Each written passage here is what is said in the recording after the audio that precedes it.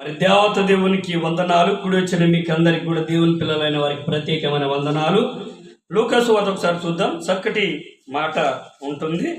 మరి ఆ మాటను మనము ఒకసారి చూద్దాం. 23వ అధ్యాయము, అక్కడ 23వ అధ్యాయం ఒకసారి అక్కడ చూడండి.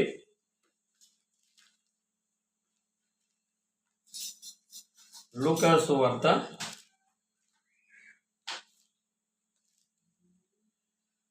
23వ అధ్యాయము మనం 34వ వచనం ఒకసారి చూద్దాం.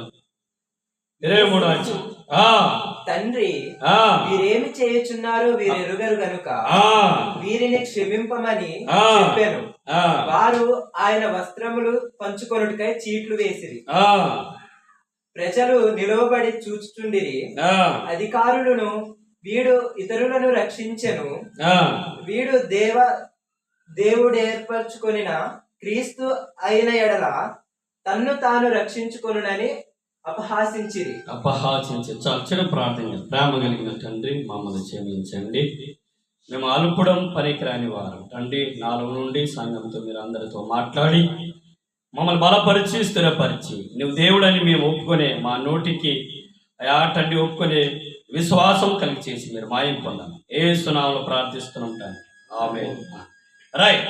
ఈ సమయంలో దేవుని వాక్యం ఒకసారి మనం గ్రహించుకుందాం, దాన్ని ధ్యానించుకుందాం. దేవుని బిడ్డలారా ఒకసారి వినండి. ఇక్కడ ఏమంటున్నారంటే, తండ్రి వీరేం చేస్తున్నారు, వీరెరుగరు కనుక వీరిని క్షమించండి. రైట్. చూడండి దేవుని సంగమా, మన భారతదేశంలో చాలా కోట్ల డబ్బులు సంపాదించిన వాళ్ళు ఉన్నారు, ధనవంతులు ఉన్నారు, మహనీయులు ఉన్నారు, అంటే పెద్ద చదువులు చదువుకున్న వారు ఉన్నారు కదా, ఉన్నారు. కొన్ని గ్రామంలో ఒక్కొక్కడు పోషించేంత డబ్బు ధనం ఉంది ఒక్కొక్కరి దగ్గర. మన దేశంలో ఉందా లేదా? ఉంది.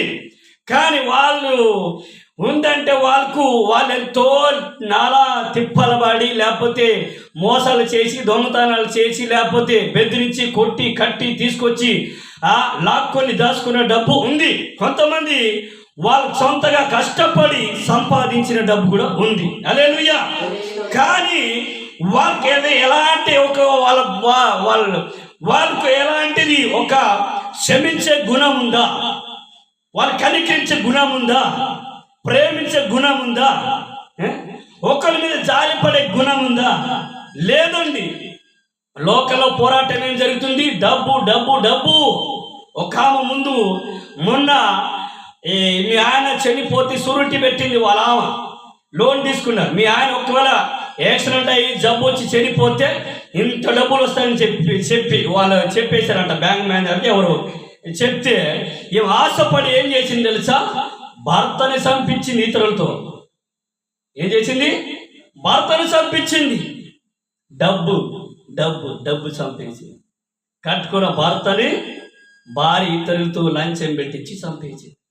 దేవుని బిడ్డారా, కానీ యేసు ప్రభు ఏం చెప్తున్నాడంటే, తండ్రి వీరు ఏం చేస్తున్నారు, వీరు ఎరగరగంటే వీరిని క్షమించండి. ఈరోజు క్రైస్తవ సమాజం ఎలా కలిగి ఉండాలి? యేసు ప్రభు గుణ లక్షణాలు కలిగి ఉండాలి. యేసు ప్రభు గుణ లక్షణాలు, యేసు ప్రభు శుభం, యేసు ప్రభు మాట కలిగి ఉండాలి.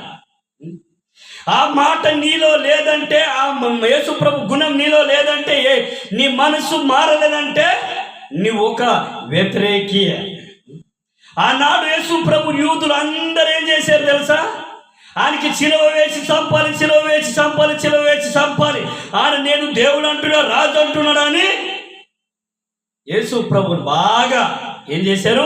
విమర్శించారు. ఏం చేశారు? దూషించారు. ఏం చేశారు? కొట్టారండి, కొట్టారు. ఈరోజు యేసు ప్రభు ఒక్కరి మీద కూడా తిరిగి ఒక్క మాట కూడా అన్నాడా? లేదు. ఈరోజు యేసు ప్రభు ఏమంటాడంటే, నేను సాత్వికుని కాబట్టి మీరు కూడా సాత్వికుడిగా ఉంటారు. అందుకనే ఇది మత్తయి సువార్త ఉంటుంది 11:28. నేను సాత్వికుని దీనమనసు గలవాడను. మన భారతదేశము ప్రజలు ఒక సాత్వికము కలిగి ఉంటే, ఒక దీన మనసు కలిగి ఉంటే, తగ్గింపు స్వభావం కలిగి ఉంటే మన దేశము గొడవలు ఉండవు. మన దేశంలో ఒకరినొకరిని చంపుకుంటే ఉండవు. దేవుని బిడ్డలు గమనించండి. అంటే ఇప్పుడు ఏమంటున్నాడంటే మన దేశ ప్రజల గురించి దేవుడు అంటున్నాడు. అందుకే ప్రాసపాడి భారం మోసుకుంటే సమస్త జనాలు నా వద్దకి రండి. ఒకళ్ళు రారు. మాకిదే తాగుబోతు, తిరగబోతు, కొట్లాడుతూ, గుద్దులాడుకోవడం, ఒకళ్ళు చంపడం, నరకడం, ఇదేమో బతుకు అయిపోయిందండి. వాళ్ళు ఏమనుకున్నారు? ఆశించుకున్నారు. అదే జరుగుతుంది. వాళ్ళు ఏముంది? వాళ్ళు ఏంటంటే కుళ్ళు, కుత్రలు, కోపాలు, గొడవలు ఇవై ఉన్నాయి. కానీ మన యేసు ఏమన్నాడు తెలుసా? నిన్ను వాళ్ళని, నీ పొరుగు వారిని ప్రేమించమన్నాడు. దేవుని బిడ్డారా, ఒకవేళ ఒకరి మీద గొడవ పడుతున్నావా, ఒకరిని కొడుతున్నావు, ఒకరిని చంపుతున్నావు అంటే నువ్వు నిజమైన మనిషి కాదు. నీలో మానవత్వం చచ్చిపోయింది. నీలో మానవత్వము లేదు. మానవత్వం ఉన్నుడు నా యేసయ్య ఏమన్నాడు తెలుసా? నా దేవుడు ఏమన్నాడు తెలుసా? నిన్ను వాళ్ళని, పొరుగు వారిని ప్రేమించు. ఆనాడు యూదులు యేసు ప్రభు ఎంతో ఊసేశారు, ఉమ్మేశారు, ముఖం మీద కొట్టారు, చిత్రహింసలు చేశారు. దేవుని బిడ్డ, యేసయ్య ఒక్కళ్ళ మీద తిరుగుబాటు చేయలే. యేసయ్య తలుచుకుంటే చిటికలో ప్రపంచాన్ని నాశనం చేయగలడు. దేవుని కోపం లేదంట కాదు, కోపం ఉంది, కోపడతాడు. కానీ నా పిల్లలందరూ రక్షించబడాలి, నా పిల్లలందరూ మార్మనసు పొందాలి. నా గురించి, నా ప్రేమ గురించి, నా గుణ లక్షణాల గురించి, నా స్వభావం గురించి తెలుసుకోవాలని యేసు ప్రభు వారు కృప చూపిస్తున్నాడు, కనికరిస్తున్నాడు. ఏం చేస్తున్నాడు? కనికరిస్తున్నాడు. దేవుని బిడ్డలు గమనించండి. అందుకని ఈరోజు ఇక్కడ మన ఈ గుడ్ ఫ్రైడే రోజు ఎందుకు ఇది గుడ్ ఫ్రైడే అంటే ఏంటిది? ఆయన మన గురించి ఏ శ్రమ పొందుకున్నాడు, ఏ కష్టం అనుభవించుకున్నాడు. మరి మన పాపం నిమిత్తం ఆయన కొట్టబడ్డాడు. మన పాప భారం మోసుకొని పోయే మరి ఆ గొర్రె పిల్లకి వచ్చినట్టు యేసయ్య ఆయన మన గురించి ఎంతో శ్రమలు, నిందలు, అవమానాలు భరించారు. ఈరోజు కూడా మనము ఒక అవమానం వస్తే, ఒక అనుమానం వస్తే మనం తట్టుకోలేము. తెలుసా ఎందుకు? తట్టుకోవాలి. అనుమానాలు, అవమానాలు, బాధలు, కష్టము, ఇబ్బందులు యేసయ్య అన్ని జయించాడు, యేసయ్య అన్ని తట్టుకున్నాడు. అందుకనే మనము భరించే గుణం ఉండాలి. వాటిని సహించే, ఎదిరించే శక్తి కావాలి. ఎవరిస్తారంటే యేసయ్య మనకిస్తాడు. హల్లెలూయా. అందుకనే చూడండి అక్కడ ఏమంటారంటే, వీరు ఏం చేస్తున్నారో వీరు ఎరగరుగంట తండ్రి. చాలామంది ఆ రోజు లక్షల మంది ఉండొచ్చు యేసు ప్రభుని సిలువ వేసిన రోజు, కానీ అందరినీ క్షమించమని చెప్పారు. ఈరోజు ప్రతి క్రైస్తవుడు, దేవుని బిడ్డ, ఈరోజు మనం కూడా యేసు ప్రభు మనల్ని ఎట్లా క్షమించాడు, మన పాపలు ఎట్లా క్షమించాడు, మన గురించి ఎట్లా ఆయన మరి చక్కటి మాట పలికాడు. ఈరోజు మనం కూడా ఇతరులను క్షమించే గుణం కలిగి ఉండాలి, ఇతరులను ప్రేమించే గుణం కలిగి ఉండాలి, ఇతని సమాధాన పరిచే గుణం కలిగి ఉండాలి. నీకు యేసు ప్రభుని తెలియలేని వారు, యేసు ప్రభుని నమ్మలేని వారు నీకు అంటారు, 100 మాటలు అంటారు. కానీ మనం ఏం చేయాలి తెలుసా? క్షమించే గుణం కలిగి ఉండాలి, ప్రేమించే గుణం కలిగి ఉండాలి, సమాధాన పరిచే గుణము కలిగి ఉండాలి. హల్లెలూయా. కానీ దేవుని బిడ్డలు గమనించండి, అందుకని ఇదే క్రీస్తు ప్రేమ, ఇదే క్రీస్తు ప్రేమ, ఇదే క్రీస్తు ప్రేమ. ఆ ప్రేమ అంట బ్రతికిస్తుందంట క్రీస్తు ప్రేమ. అందుకని యేసు ప్రభు మన కోసం చనిపోయాడు, మనల్ని బ్రతికించాడు. మన కోసం చనిపోయి మనల్ని బ్రతికించాడు, మనల్ని రక్షించాడు, మనల్ని విడిపించాడు, మనల్ని ప్రేమించాడు. దేవుని బిడ్డలు గమనించాడు. బైబిల్ ఇలా మనం చూసుకుంటూ పోతే, నా ప్రేమ లేనివాడు నా వాడు కాడని ఒక చోట ఉంటుంది. దేవుడు అంటే నా ప్రేమ లేనివాడు నా వాడు కాడు.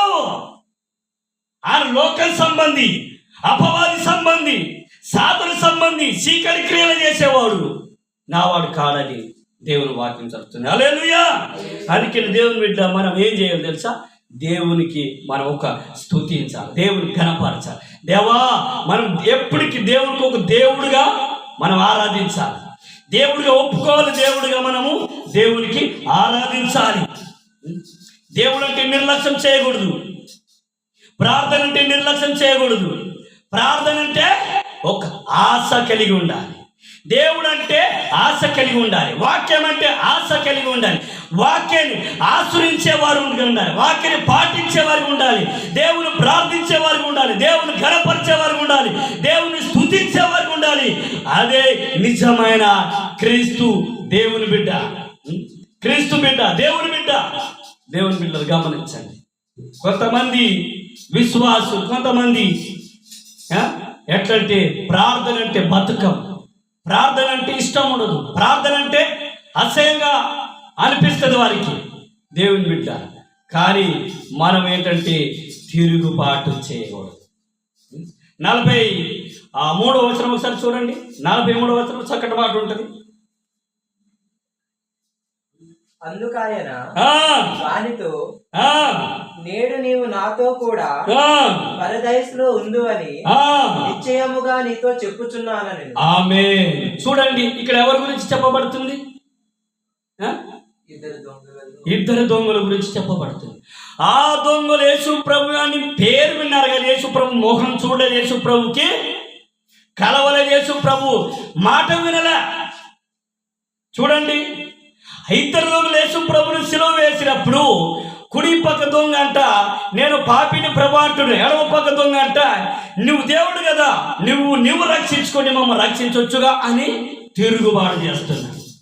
చూడండి దేవుని పెట్టాలి. ఎందుకు తిరుగుబాటు చేస్తున్నారంటే ఈ దొంగల గురించి మనకేమర్థమని తెలుసా? ఈ భూమి మీద ఇప్పుడు యేసు ప్రభు నమ్ముకున్న వాళ్ళు యేసు ప్రభు ప్రార్థన అంటే అసహ్యంగా, ప్రార్థన అంటే ఇష్టం లేని వారు, ప్రార్థన అంటే ఏంటి, సువార్త అంటే దేవుడు పని అంటే చీచి అనేటట్టు అనిపించేటోళ్ళు విశ్వాసం లేని వారు. ఎలాంటారు? విశ్వాసం లేని వారు, ప్రేమ లేని వారు, దేవుని ప్రేమ అంటే తెలియలేని వారు. దేవుడు ఈ ఎడమ పక్క ఉన్నాడు చూడు, ఆ దొంగ ఎలా తిరగబడుతున్నాడు, ఆ దొంగ ఎలా తిరగబడుతున్నాడు చూడండి. ఆ దొంగ టైపు ఉంటారు కొంతమంది. దేవుడు అంటే ఇష్టం లేదు, ప్రార్థన అంటే ఇష్టం. కుడి పక్కన ఉన్న దొంగ నేను పాపిని అని ఆయన ఒప్పుకుంటున్నాను. ప్రభా నేను పాపిని, నువ్వు దేవుడు, నన్ను క్షమించు, నీ రాజ్యంలోకి నన్ను జ్ఞాపకం చేసుకోమంటే ఆయన ప్రార్థన అప్పటికప్పటికి మారు మనసు పొంది అప్పటికప్పటికి పశ్చాత్తాపం పడి ఆయన ఏం చేసినట్టు ఇప్పుడు నిత్యముగా నువ్వు ప్రదేశంలో నాతో ఉంటావు. చూడండి, మనం యేసు ప్రభు ఉన్నాం 10 సంవత్సరాలు 20 సంవత్సరాలు 30 సంవత్సరాలు ఉన్నా మారు మనసు రాదు. సక్రంగా భక్తిగా ఉండం, ఇష్టం సారంగా ఉంటాం. కానీ దేవుని బిడ్డ నిజంగా యేసు ప్రభు నమ్మి నువ్వు నిజంగా మారు మనసు పొంది నువ్వు పరిపూర్ణంగా ఉంటే, విశ్వాసం ఉంటే క్షమించే గుణం ఉంటుంది, ప్రేమించే గుణం ఉంటుంది, ఆదరించే గుణం ఉంటుంది. ఇతరుని నువ్వు ప్రేమతో పలకరిస్తావు. దేవుని బిడ్డరా, అది దేవుని ప్రేమ, అది దేవుని ప్రేమ. హల్లెలూయా. అందుకనే మనం ఏం చేయాలంటే కుడి పక్క దొంగ ఏం చేసినంటే దేవుని దేవుడిగా ఒప్పుకున్నాను. ఈరోజు నువ్వు దేవుని దేవుడిగా ఒప్పుకొని దేవునికి ఆరాధిస్తే, దేవుని ప్రార్థిస్తే నీకు ఎలాంటి పరిస్థితులు ఉన్నా, ఎలాంటి స్థితిగతులు ఉన్నా, ఎలాంటి ఇబ్బందులు ఉన్నా దేవుడు నీకు విడిపించడం సిద్ధంగా ఉన్నాడు. దేవుడు నీకు రక్షించడం సిద్ధంగా ఉన్నాడు. దేవుడు నీకు లేవనెత్తడం సిద్ధంగా ఉన్నాడు. దేవుడు నీకు పైకెత్తడం సిద్ధంగా ఉన్నాడు. దేవుడు నీకు బలపరచడం సిద్ధంగా ఉన్నాడు.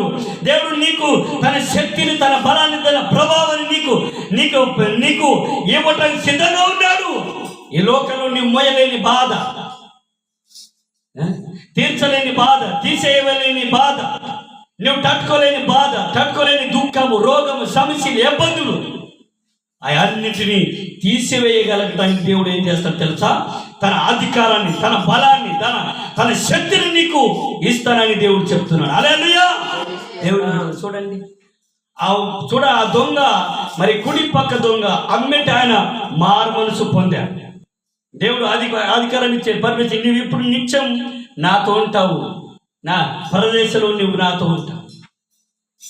చూడండి, ఆయన నమ్మి ఒక రోజు అయినా, ఒక గంట అయినా, లేకపోతే 24 గంటలు కాలే, ఒక 10 నిమిషాలు 5 నిమిషాల్లోనే సెలవులోనే ఆయన ఏం చేసింది తెలుసా? మారు మనసు పొందుకున్నాడు. దేవుడు అందరినీ క్షమించేవాడు. ఆయన పాపాలు క్షమించాడు, పరలోకానికి చోటిచ్చాడు. ఈరోజు మన క్రైస్తవ సమాజం దేవుళ్ళు మనం ఎలా ఉన్నాం? నువ్వు దేవుడికి దేవుడుగా నువ్వు చూస్తున్నావా, ఆరాధిస్తున్నావా, ఘనపరుస్తున్నావా, మయపరుస్తున్నావా? గమనించు. అందుకని నీవు దేవుని యేసు ప్రభు దేవుడిగా నువ్వు నమ్మినప్పుడు నీకు యేసు ప్రభు గుణం, యేసు ప్రభు లక్షణాలు, యేసు ప్రభు స్వభావము నీలో ఉంటే నువ్వు ఇతరులను కూడా శత్రువులైనా ప్రేమించగలే నీకు మనస్తత్వం ఉంటుంది. శత్రువులను ప్రేమించాలి, ఇరుగు పొరుగు వారిని ప్రేమించాలి. మన ఏడల చెడ్డ మాటలు పలికినా కూడా మనం ఏం చేయాలి? క్షమించాలి. క్షమిస్తే వాళ్ళప్పుడే దేవుని ప్రేమ తెలుసుకుంటారు. హల్లెలూయా. అందుకని ఏమని మత్తయి సువార్త ఉంటుంది, అక్కడ 5వ అధ్యాయంలో 4వ వచనం ఉంటుంది. చక్కటి మాట. అక్కడ ఉంటే దుఃఖపడు వారు ఓదార్చబడుతురు, సాత్విక ధన్యులు. చాలు చూసారు, అక్కడ చక్కటి మాట ఉంది. ఇదేంటి? మన శోభము మనకెంత పలకబడి ఉన్నా, ఎంత అధికారం ఉన్నా మనము తగ్గించుకొని దేవుని హెచ్చించాలి. అప్పుడే మనల్ని ఏం చేస్తారో దేవుడు మనకు సహాయం చేస్తాడు. అందుకే మన భూమి మీద దుఃఖపడుతూ దుఃఖంతో మానవ వేదనతో ప్రభుని ఆరాధించాలి. దేవుని సన్నిధిలో ప్రభువా నేను పాపిని, కన్నీరుతో విశ్వాసముతో దేవుని ప్రార్థిస్తూ దేవుడు గొప్ప కార్యం జరిగిస్తాడు.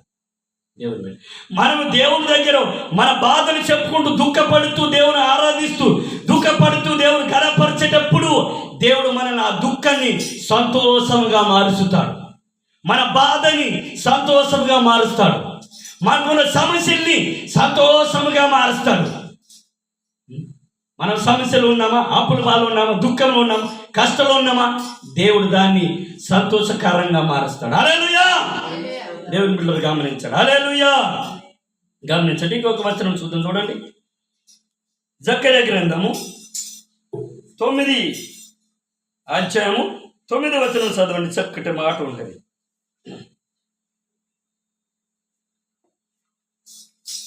సియోను నివాసులారా బహుగా సంతోషించుడి, యెరూషలేము నివాసులారా ఉల్లాసముగా ఉండుడి.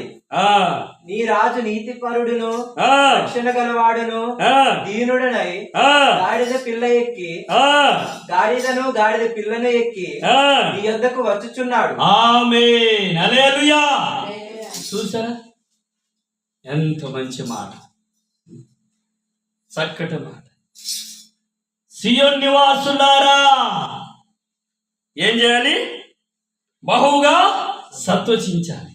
నీ రాజు నీతో ఉన్నప్పుడు, నీ దేవుడు నీతో ఉన్నప్పుడు భయపడొద్దు. సమస్యలకి పరిష్కారం ఉంది. నీ రాజు నీ కోసం వచ్చారు. ఈ పోయిన నెల మట్టల ఆదివారం మనం ఎప్పటికీ దేవునికి రాజుగా, దేవుడిగా మనం ఏం చేయాలి? దేవుని దగ్గర మనం సంతోషించాలి, సంతోషంతో దేవునికి ఆరాధించాలి, సంతోషంతో దేవుని ఘనపరచాలి, సంతోషంతో దేవుని స్తుతించాలి. నీ రాజు ఆ యేసు ప్రభు సముద్రం మీద నడిచినడు, ఆకాశం మీద నడుస్తాడు, ఆకాశం మీద కూడా నడుస్తాడు. ఆయన మన రాజు, మన దేవుడు. ఆయన అంత అధికారం ఉంది, అంత శక్తివంతమైన దేవుడు. కానీ ఆ దేవుడు పనికిరాని గాడిద పిల్ల ఎందుకు ఎక్కి వచ్చాడు? అర్థమవుతుందా? పనికిరాని గాడిద పిల్ల ఎందుకు ఎక్కి వచ్చిండు? దేవుని బిడ్డారా, ఈరోజు మనం చూడండి, గాడిదల్ని, గుర్రాల్ని, బర్రెల్ని, ఎద్దులని కట్టి గడ్డి పెడతారు. ఎందుకు గడ్డి పెడతారు తెలుసా? కట్టి గడ్డి పెడతారు. ఎందుకు పెడతారు? వాటికి మేపలేక, తిప్పలేక, ఉపయోగించుకోలేక. దేవుని బిడ్డారా, కానీ యేసు ప్రభు అంట ఏం చేశారు తెలుసా? గాడిద పిల్ల ఎక్కి నీ వద్దకి వస్తున్నాడు. ఆ గాడిద కూడా తన బతుకు ఎప్పుడూ అక్కడే కట్టబాడి ఆ గడ్డి తిని అక్కడ నీకు వేరే ప్రపంచం ఆ గాడిదకి కనపడట. పందుల్ని చూసారా? పందులు ఎక్కడ వేస్తారు? పందులు గృహంలో వేసి అక్కడే మేత పెడతారు. కానీ దేవుని బిడ్డారా, ఇవన్నీ కూడా దేవుడు సృష్టించిన జంతువులు. ఆ జంతువులు కూడా ఒక విలువ గల ఒక విలువ గల వస్తులాగా, లేకపోతే వాటికి విలువ వచ్చేటట్లు, వాటికి ఘనత వచ్చేటట్టు ఉండాలంటే మనం ఏం చేయాలి తెలుసా? మనం కూడా ఒక గాడిద లాంటి. మనకు ఒకప్పుడు యేసు ప్రభు నమ్మకపోతే విలువ లేదు, యేసు ప్రభు నమ్మకపోతే మనకు విలువ లేదు, శాంతి లేదు, సమాధానం లేదు, ఆనందం లేదు. యేసు ప్రభు నమ్ముకున్న వారు ధన్యులని ఇర్మయా గ్రంథంలో ఉంటుంది. యేసు ప్రభు నమ్ముకున్న వారు ధన్యులు. ఏంటి? యేసు ప్రభు నమ్ముకున్న వారు ధన్యులు. అందుకే నా గాడిదే, కట్టబడిన గాడిద